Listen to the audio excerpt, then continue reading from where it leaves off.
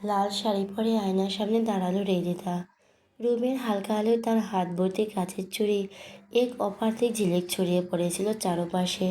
শাড়ির আঁচলটা খানিকটা তুলে গুজে নিয়েছে কোমরে, তাতেই তার ফর্সা উদর উন্মুক্ত হয়ে পড়েছে আয়নায়।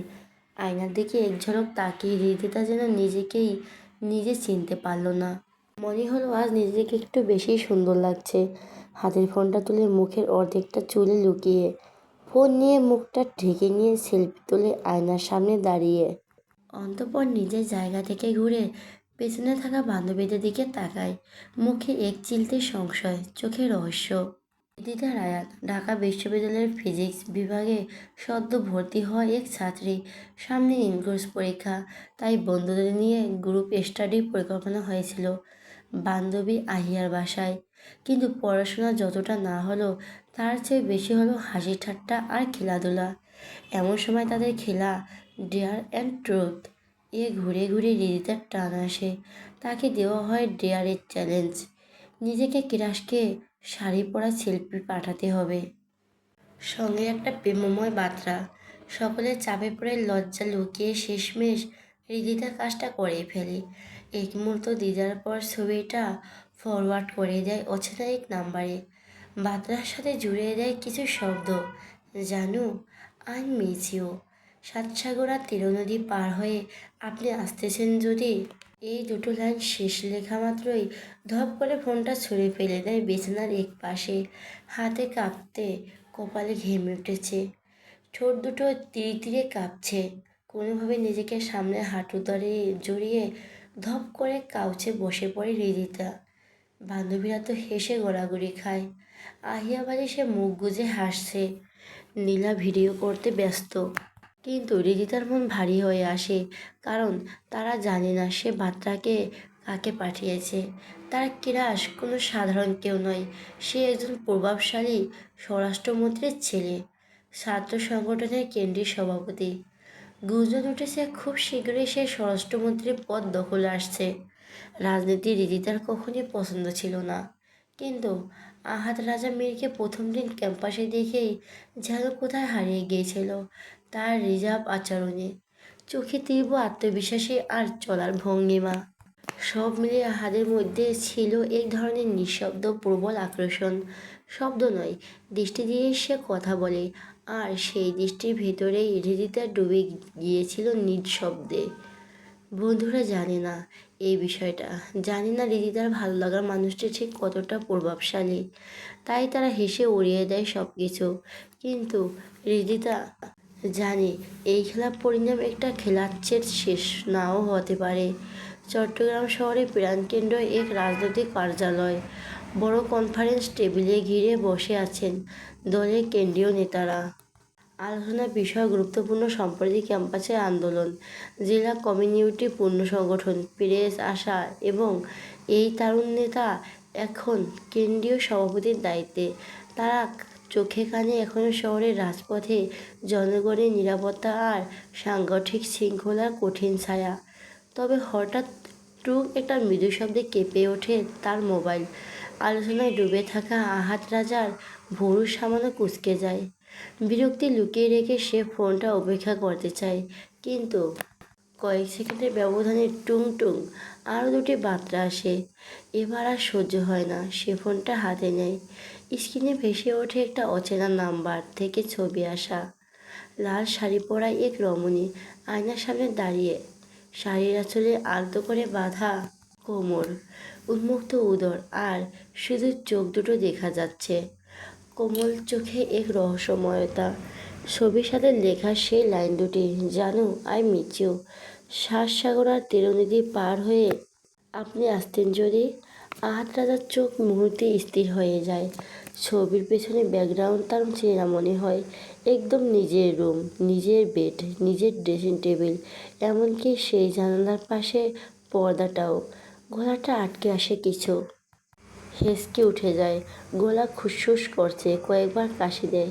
সামনে রাখা পানির গ্লাসটা তুলে এক চুমুক দেয়। পাশে বসা তার সহকারী শাহিন একটু ঝোঁকের ভারে ফোনে নজর রাখে। এক পলক তাকাতেই আহাদ ফোনটা ঘুরিয়ে দেয়। শাহিন কৌতূহলে বলে উঠল, ভাই আপনি ঠিক আছেন তো? ধীরে মাথা নাড়ে। একরাশ ভাবনা ঢেকে যায় চোখ। সে কি ঠিক দেখছে? এটা কি তারই রুম?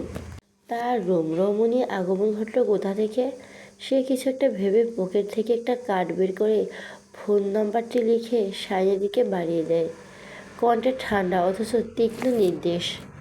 এই নাম্বারটা সব ডিটেলস বের কর। কার নাম, কোথায় থাকে, এখন কোথায় আছে, সব কিছু চাই।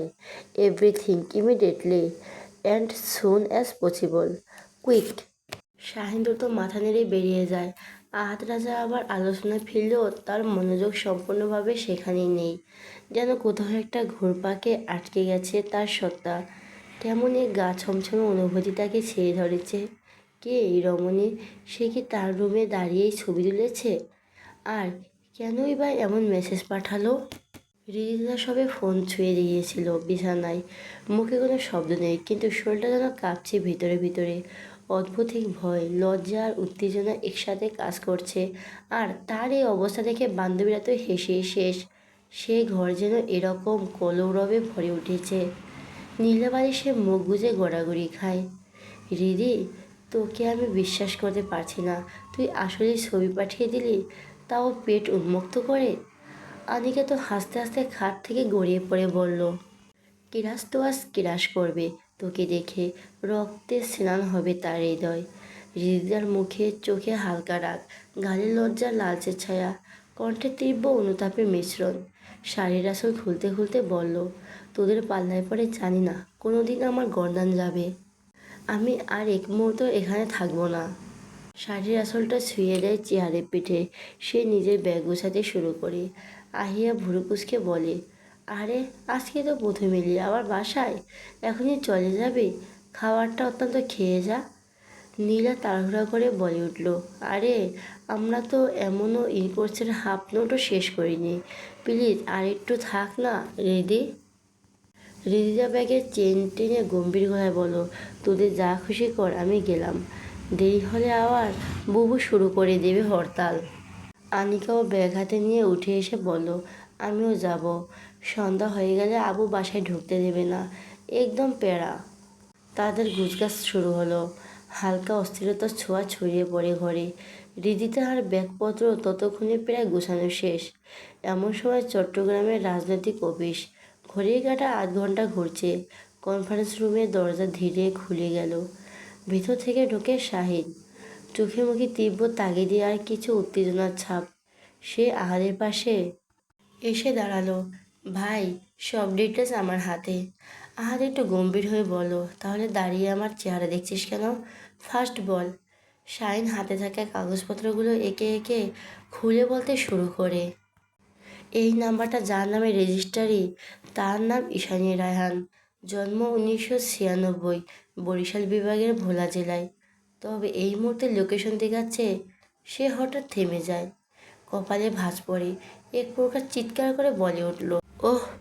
আহাত চোখ সরু করে জিজ্ঞেস করে, তবে কি? কি ও করছিস? অবস্থান কোথায়? শাহিন একটু মাথা নিচু করে ধীরে বলল, মীর হাউস ভাই, আপনার বাসা। আহাত রাজার সঙ্গে সঙ্গে চেয়ার থেকে লাফিয়ে উঠে দাঁড়ালো। এক চিলতে বিস্ময়ের সাথে তার গলার সুর বদলে যায়। মানে? আমি ভুল দেখিনি। ওই রুমটা তাহলে আমারই ছিল। ছবিটা তোলা হয়েছে আমার বেডরুমে। শাহিন একটু দ্বিধা নিয়ে জানতে চায়, ভাই আপনি কি মেয়েটাকে চিনেন? না মানে উনি তো আপনার ঘরেই। চিনলে কি আর তোকে দিয়ে ডিটেলস বের করতাম? রাবিশ। সরি ভাই, বলে পিছু হাঁটে শাহিন। আহাত রাজা গভীরভাবে কিছু একটা ভাবে। দু আঙ্গুল দিয়ে কপাল ঘষে অন্তঃপর ধীরে আদেশ করলো, শাহিন আমাদের এখনই ঢাকায় ফিরে যেতে হবে। সব ব্যবস্থা করো যত দ্রুত সম্ভব, কুইক। ওকে ভাই। মাথা নেড়ে দ্রুত বেরিয়ে যায় শাহিন। আহাত রাজা কাছের টেবিলে দুহাতে ভর দিয়ে কিছু একটা ভেবেই হেসে ফেলল। আহিয়াদের বিশাল বাড়ির লোহার গেটটা পেরিয়ে এলো রিদিতা। গেটটা এমনিতেই ভারী, রীতিমতো শব্দ বন্ধ হলো পেছনে। তবে তার কানে যেন কিছুই পৌঁছাচ্ছে না। কান নয়, এখন কাজ করছে কেবল হৃদয়, আর সেটা যেন তার বুক ভেঙে বাড়ি চলে আসলে বলে মনে হয়। ধুক ধুক ধুক ধুক তীব্র অনিয়ন্ত্রিত আতঙ্কিত স্পন্দে কাঁপছে বুকটা। রাস্তার কিনারায় দাঁড়িয়ে চারপাশে কিছুই তার চোখে পড়ছে না। ব্যাগে হাত ঢুকিয়ে কাঁপা কাঁপা আঙ্গুলে টেনে বের করে ফোনটা। স্ক্রিনে চোখ পড়ে গলার কাছে কিছু একটা দোলা পাকিয়ে ওঠে। সেখানে কলেজের অফিস রুমে গিয়েছিল ছুটি চাইতে, আর তখনই টেবিলের উপর একটা কার্ড পায় আহাদ রাজা মীর। সে আবেগের বশে নাম্বারটা কালেক্ট করেছিল, তবে ভাবিনি সেই নাম্বারে কখনো মেসেজ করবে। কৌতূহল চাপতে না পেরে হোয়াটসঅ্যাপ খুলে দেখে মেসেজটি সেখানে সিন করেছে কিনা বোঝা যাচ্ছে না। তবুও এক ধরনের ভয় জমে ওঠে মনে। যদি সে পড়ে থাকে, যদি দেখে ফেলে, তাহলে তো আর তার রক্ষা নেই। নিশ্চয়ই এর জন্য তার শাস্তি হতে পারে। সে একটা ঢোক গলা ধারণ করলো। রিদিতা বুঝতে পারে অপর প্রান্তের লোকটি তার মতোই হয়তো লাস্ট সিন অফ করে রেখেছে। তার নিশ্চিত হওয়া সম্ভব না। সে গভীর শ্বাস নেয়। এক মুহূর্ত আর দেরি না করে সে মেসেজটি ডিলিট ফর এভরিওয়ান করে দেয়। 1 সেকেন্ডের অপেক্ষা করে এবার পুরো নাম্বারটা কানেক্টেড থেকেই মুছে দেয়। ফোনটা বুকের কাছে জড়িয়ে ধরে চোখ বন্ধ করে ফেলে, যেন বুকের উপর চাপ দিয়ে একটু প্রশান্তি নিতে পারে। একটা দীর্ঘ নীরব নিঃশ্বাস বেরিয়ে আসে ঠোঁটের ফাঁক দিয়ে। ধীরে ধীরে ঘাড় ঘুরিয়ে একবার তাকায় পেছনে, যেখানে দাঁড়িয়েছিল আহিয়াদের বিশাল বাড়ি। চারপাশ উঁচু দেওয়ালে ঘেরা, উপর দিয়ে পেছানো কারতারা, যেন নিরাপত্তার মোড়কে লুকিয়ে রাখা গোপন কোনো ইতিহাস। 3 তলা অফ হোয়াইট দালান, সামনের দিকে কালো রঙের র্যাম্প ঘেরা এক বিশাল গ্যারেজ, যেখানে 4-5টা সাদা কালো গাড়ি সারি দিয়ে দাঁড়িয়ে। সামনে সুইমিং পুল আর ছাদের ধারে জাতীয় পতাকা। বাগানে সাজানো বিদেশি গাছগাছালির সারি একটু বুকে আভিজাত্যের আভা বিলিয়ে দিচ্ছে। সবচেয়ে চোখে পড়ে গেটের পাশে সাদা পাথরের ফলকটি। এখানে পাথরের ফলকটি, যেখানে চকচকে রূপালি অক্ষরে খোদাই করা মীর হাউজ। শ্বেত পাথরের উপর রোদ পড়ে এখনো ঝলমল করছে নামটা। হৃদিতা এক মুহূর্তের জন্য মনে হয় এটা কোনো মন্ত্রীর বাড়ি, যেখানে ঢুকতে গেলে লাগে পরিচয়, প্রমাণ কিংবা অনুভূতি। তার গলা শুকিয়ে আসে। এদিকে আনিকা তার থেকে কয়েক কদম দূরে এগিয়ে গিয়েছে। হঠাৎ ঘুরে তাকিয়ে বলে উঠল, "কী রে, দাঁড়িয়ে পড়লি কেন?" হৃদিতা চমকে তাকায়, একটু হেসে মাথা নেড়ে বলল, "কিছু না। আমি কিন্তু চলমান। দেরি হয়ে গেলে আব্বু আবার বাসায় ঢুকতে দেবে না। তুই কিন্তু সাবধানে যাস।" এই বলে আনিকা রিকশায় উঠে পড়ে। হৃদিতা হাত তুলে নীরব বিদায় জানায়। ধীরে ধীরে পাশের রাস্তা দিকে এগিয়ে যায়, বুকের ভেতরে চাপা কাপড় নিয়েই। একটা হলুদ রঙের রিকশা দেখতে পেয়ে সে ডাকে, "মিরপুর 11।" রিকশালা মাথা নাড়িয়ে রিকশা থামাতে হৃদিতা উঠে পড়ে। হাত ভর্তি কাচের চুড়ি সামান্য বেজে ওঠে, সোনার পাতার মতো ঝংকার তুলে। তাড়াহুড়োয় আহিরার চুড়ি খুলে রেখে আসতে ভুলে গেছে।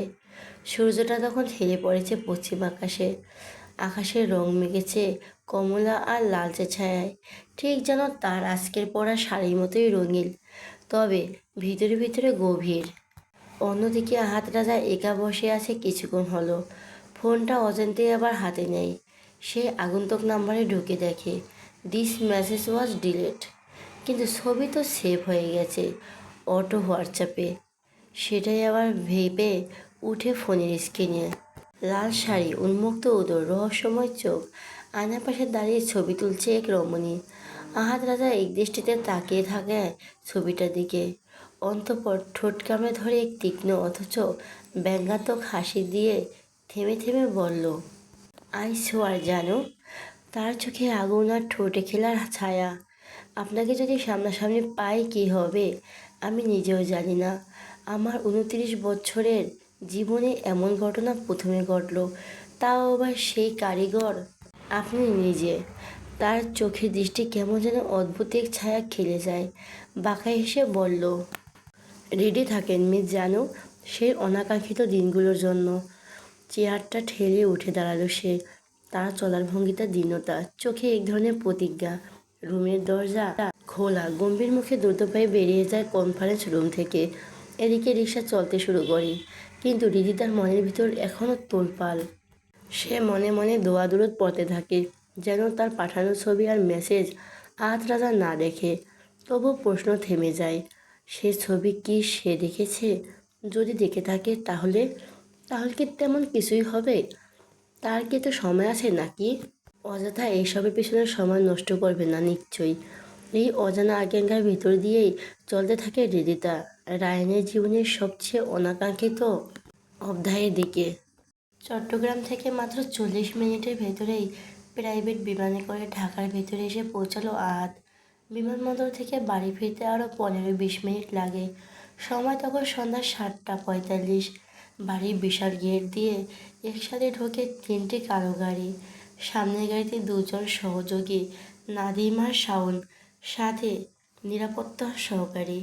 মাঝের গাড়িতে আহাদ নিজে, সাথে তার বিশ্বস্ত সহযোগী শাহিন। পেছনের গাড়িতে তার ব্যক্তিগত গার্ডদের দল কড়া পাহারায়। কাঁচা গাড়ির কাজ ভেদ করে ঘরের আলো ঝলমল করে চোখে এসে লাগলো। হঠাৎ নিস্তব্ধতা নেমে আসে, যেন বাড়ির প্রতিটি ইট পাথর জানে বাড়ির ছেলে ফিরে এসেছে। আহাত নামতেই বুকের ভিতর কেমন অজানা অনুভূতি ছড়িয়ে পড়ে। ভেতরে গট গট শব্দ তুলে হাঁটতে শুরু করে। ড্রয়িং রুমে ঢুকতে চোখে পড়ে চারপাশের দৃশ্য।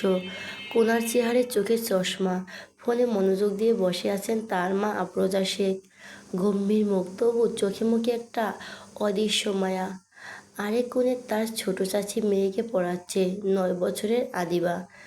আহাত তার চাচি আম্মু বলেই ডাকে। আদিবা খাতায় লিখেছে, আর তার মিষ্টি গলার জবাব শুনে বোঝা যায় পড়ার চাপ তাকে খুব একটা স্পর্শ করে না। এদিকে মেঝেতে আছোয়া হয়ে কানে হেডফোন গুঁজে গেম খেলছে তার চাচাতো ভাই আদিল মীর। বয়স 22 পেরিয়ে 23 ছুঁই ছুঁই, অথচ তার বাদরামি এখনও যায়নি। কোনায় আরেক পাশে তার বিদেশি পোষা কুকুরগুলোর সাথে খেলা করছিল ছোট চাচা আশরাফ মেব। কালো কুকুরটির নাম সিরিয়াজ, বাদামি কুকুরটার নাম কোকো। আহাদ না থাকলে চাচাই ওদের যত্ন নেয়। তার সাথে আহাদ একটা আলাদা বন্ধুত্বপূর্ণ সম্পর্ক আছে। চারপাশে কর্মচারীরা নীরবে কাজ করে যাচ্ছে। আহাদ এবার দ্রুত সিঁড়ির দিকে এগোতেই চাচা ডাক দেয়, কী রে, তো তাড়াতাড়ি চলে এলি? কোনো ঝামেলা হলো নাকি? অস্থির দেখাচ্ছে কেন তোকে? আহাদ মাথা টেনে ঠান্ডা গলায় বলল, না চাচ্চু, কাজ শেষ, তাই চলে এলাম। অন্তঃপর তার মায়ের দিকে এগিয়ে যায়, মাথা সোজা করে সালাম দেয়। আসসালামু আলাইকুম আম্মা। ওয়ালাইকুম সালাম। এত তাড়াহুড়ো করছো কেন? কি হয়েছে? আহাদ জোর করে মুখ শক্ত রেখে বলল, কিছু না আম্মা, ক্লান্ত লাগছে। ঠিক আছে, বিশ্রাম নাও। আহাদ মাথা নেড়ে দ্রুত সিঁড়ি বেয়ে উপরে উঠে যায়। উপরে সোজা নিজের রুমে। রুমে ঢুকতে বুকের ভেতর আবারও কেমন এক অচেনা অনুভূতি ভর করে। একবার চোখ বুলায় চারপাশে, সব কিছু যেন স্বাভাবিক। তার দৃষ্টি আচমকা আটকে যায় চেহারের উপর ফেলে রাখা লাল শাড়িতে। মুহূর্তে বুক ধক করে ওঠে। এটাই তো সেই শাড়ি, যেটা পরে এক প্রেয়সী তার কাছে ছবি পাঠিয়েছিল। শাড়িটা হাতে তুলে নিয়ে নিজেকে নিজে প্রশ্ন করে, শাড়ি এখানে পড়ে আছে, তাহলে পেয়সী গেল কোথায়? কণ্ঠ হঠাৎ ভারী হয়ে ওঠে। সে উচ্চস্বরে চিৎকার করে ডাকে, আহিয়া, আহি! দৌড়ে আসে আহিয়া। বিস্ময় চোখে তাকে জিজ্ঞেস করে, ভাইয়া কি হয়েছে, এভাবে চেঁচাচ্ছ কেন? আহার দাঁত কিরমি করে প্রশ্ন ছুড়ে দেয়, আমার রুমে কে এসেছিল? আহিয়ার দৃষ্টি এক মুহূর্তে শাড়ি দেখে আটকে যায়। মনে মনে শ্বাস বন্ধ হয়ে আসে। ঠোঁট কেমনে ভাবে, হায় আল্লাহ, রিদি তুই এটা কি করলি? শাড়িটা ভাইয়ার রুমে রেখেই চলে গেলি, আমাকে তো ফাঁসিয়ে দিয়ে গেলি। আহাত আবার গর্জে ওঠে, কি হলো, কথা বলছিস না কেন?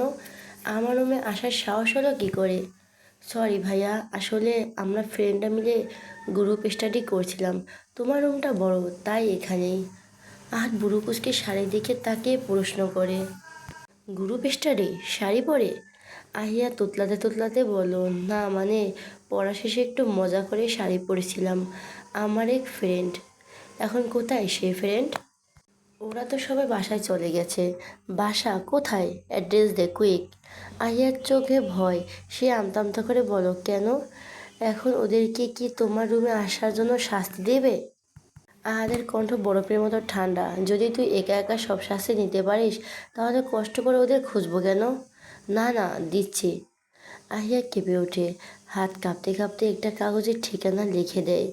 তারপর শাড়িটা হাতে তুলে নিতেই গেলি আহাদ হুঙ্কার দেয়, তোকে শাড়ি নিতে বলছি, যেখানে ছিল সেখানেই রাখ। আহিয়া থমকে দাঁড়ায়, ভুরু কুঁচকে প্রশ্ন করে, কেন? থাপড়াইয়া তোর চেহারার নকশা পাল্টে দিব, যা বলছে তাই কর। আহিয়ার শাড়িটি আবার আগের জায়গায় রেখে দৌড়ে বেরিয়ে যায়। হাত কিছুক্ষণ দাঁড়িয়ে থাকে, তারপর ধীরে শাড়িটা তুলে মুখের কাছে আনে। নতুন কাপড়ের গন্ধের সাথে মিশে আছে অদ্ভুত এক মেয়েলি সুবাস, যেন কোথাও থেকে এসে তার সায়ুতে আগুন ধরিয়ে দিল। এক মুহূর্ত নিঃশব্দে দাঁড়িয়ে থেকে শাড়িটা ছুঁড়ে মারে বিছানায়। অন্তঃপুর যেভাবে গটগট করে ঢুকেছিল সেভাবে গটগট করে বেরিয়ে যায় বাড়ি থেকে। আহাদ রাজাকে বাড়ি থেকে বের হতে দেখে সঙ্গে সঙ্গে শাহিন, নাদিম আর শাওন দৌড়ে আসে। নাদিমাকে এগিয়ে এসে বলল, ভাই কি হলো, কোনো সমস্যা কি? আপনাকে সিরিয়াস লাগছে। আহাদ রাগী স্বরে বলল, আমি সিরিয়াস, তাই সিরিয়াস লাগছে। এবার শাওনের দিকে তাকিয়ে বলল, গাড়ি রেডি কর, এখনই এক অজানা জায়গায় যেতে হবে, কুইক। নাদিমা শাওন মাথা নেড়ে দ্রুত ব্যবস্থা করতে এগিয়ে যায়। শাহিন একটু দ্বিধায় থাকে। অন্তঃপুর জিজ্ঞেস করে, ভাই মেয়েটি কি পেয়েছেন? আহাদের চোখে আগুন, ঝাঁঝালো কণ্ঠে বলল, পেলে কি এখনো খুঁজতে বের হতাম রাবিশ? শাহিন কণ্ঠে একটু শীতলতা ধরে রেখে মাথা নেড়ে বোঝালো, সরি ভাই। এবার তিনটে গাড়ি একসাথে রাতের শহরে ছুটে শুরু করছে। নীলাকে আহাত আগে থেকে চেনে। নীলা তার বাবার বন্ধুর মেয়ে, ছোটবেলা থেকে আহিয়ার সাথে পড়ে, তাই তার খোঁজ নেওয়ার প্রয়োজন হয়নি। কিন্তু বাকি দুজনের খোঁজ নিয়ে জানা যায় সে যে মেয়েটিকে খুঁজছে সে মিরপুর 11-তে থাকে। রাস্তার ওপর গাড়িগুলো জরুরি অ্যালার্ম বাজছে, লাইট ঝলমল করে। গাড়িগুলো রাতের শহরের আলো কেটে ছুটে চলে, যেন কোনো গোপন উদ্দেশ্যে ছড়িয়ে দিচ্ছে।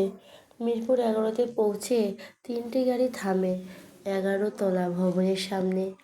আহারের অচেনা প্রেয়সী এই ভবনের 6ষ্ঠ তলায় থাকে। তখন সময় প্রায় 9:15। লিফট ধরে তারা 6তলায় ওঠে। কয়েকবার কল বেজে চাপানো হয় শাওনের দ্বারা, তবুও দরজা খোলা হলো না। এক সময় ভিতর থেকে বের হলো মেয়েলি কণ্ঠ, কারা আপনারা, এখানে কি চান? নাদিম ধৈর্য নিয়ে বলল, দরজাটা খুলুন, তারপর বলছি। মেয়েটি এবার সন্দেহ চোখে বলল, দেখুন আমি আপনাদের চিনি না, বাসায় তেমন কেউ নেই, আপনারা কাকে চান? আহাদের ধৈর্য এখন টানাপোড়ার শেষ সীমায়। একটু বিরক্ত হয়ে দেওয়ালের কাছে হেলান দিয়ে দাঁড়ায়। চোখে কালো চশমা, অবচেতনভাবে ফোন হাতে তুলে আবারও সেই ছবিটি দেখল। শাওন এবার পরিচয় দিল। ঠিক তখনই দরজাটা ঠিক করে খোলা গেল। দরজা খুলতে দেখা গেল বেগুনি সাদা 3 পিস পরে এক মেয়ে দাঁড়িয়ে আছে, গায়ের রং উজ্জ্বল শ্যামবর্ণের। শাহিন এগিয়ে গিয়ে বলল, আমরা ঈশানী রায়ানকে খুঁজেছি। মেয়েটি ভয় পেয়ে মাথা নাড়ে, জি আমি ঈশানী রায়ান। আহাত ফট করে চোখের কালো চশমা খুলে তাকালো। একবার ভালো করে মেয়েটিকে পরখ করলো, চোখে চোখে মিলিয়ে দেখে। পরে শাহিনকে মাথা নেড়ে বোঝালো, না এটা সেই মেয়ে না। শাহিন বুঝে গেল হাতের ইঙ্গিত।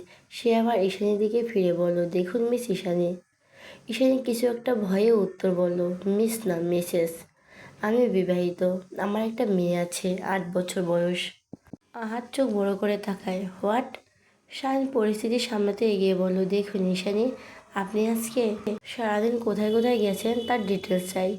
আসলে আমি তেমন কোথাও যাইনি, শুধু মেয়েকে স্কুলে দিতে গিয়েছি আর আনতে গেছি। আসার পথে হাসপাতালে গিয়েছিলাম, আমার ননদ অসুস্থ, তাই তাকে দেখতে গিয়েছিলাম, তাকে বাসায় ফিরেছে। কিন্তু আপনার ফোনের তথ্য তো অন্য কথা বলছে। ঈশানী থেমে একটু ভেবে নিয়ে বলল, ও আসলে আজকে আমার ফোনটা আমার ছোটো বোনকে দিয়েছিলাম, ওর ফোনটা নষ্ট হয়ে গেছে, সার্ভিসিংয়ে দিয়েছে, ওর ভার্সিটি আছে, তাই আজকের জন্য ওকে দিয়েছিলাম। আহাত এগিয়ে এসে দাঁত চেপে নিজের রাগ নিয়ন্ত্রণ করে বলল, হোয়াট ইজ ইয়োর সিস্টার? আসলে সন্ধ্যার পর হাসপাতালে গেছে আমার ননদকে দেখতে। Which hospital? ইবনে সিনা। কেন, কি হয়েছে, কি করেছে রিদি? আর এক মুহূর্তে থমকে হেসে ফিসফিস করে, রিদি। আইন পরিস্থিতির সামনে বলল, নাথিং, জাস্ট একটা মিস্টেক হয়েছে, আমরা আসি। কোনো প্রশ্ন না করে তারা দ্রুত সেখান থেকে বেরিয়ে আসে। সে একটু অবাক হয়ে তাদের এমন আচরণে। পরপর তিনটে কালো গাড়ি এসে একসাথে ব্রেক কষল ইবনে সিনা হাসপাতালের সামনে। হেডলাইনে আলো যেন পুরো গেটটাকে অচেনা করে তুলল। গাড়ি থেকে নেমে এলো আহাদ রাজা, চোখ চারদিকে ঘোরালো। এতে তো মানুষের ভিড়, ডাক্তারের সাদা কোট, রোগীর স্বজনের অস্থির দৌড়ঝাঁপ, স্টেরার ছুটে চড়া নার্স। এ বিশাল ভিড়ে সে কিভাবে খুঁজে বের করবে তার অচেনা প্রেয়সীকে? কপালের দুপাশে আঙুল চেপে ধরে মাথা ঝাঁকালো আহাত। তারপরে সোজা গার্ডদের দিকে তাকিয়ে হাত নেড়ে দিল। এক নিমিষে তার লোকগুলো পুরো হাসপাতালের ভেতর ছড়িয়ে পড়লো। প্রত্যেকটা রিসেপশনে গিয়ে প্রশ্ন একটাই,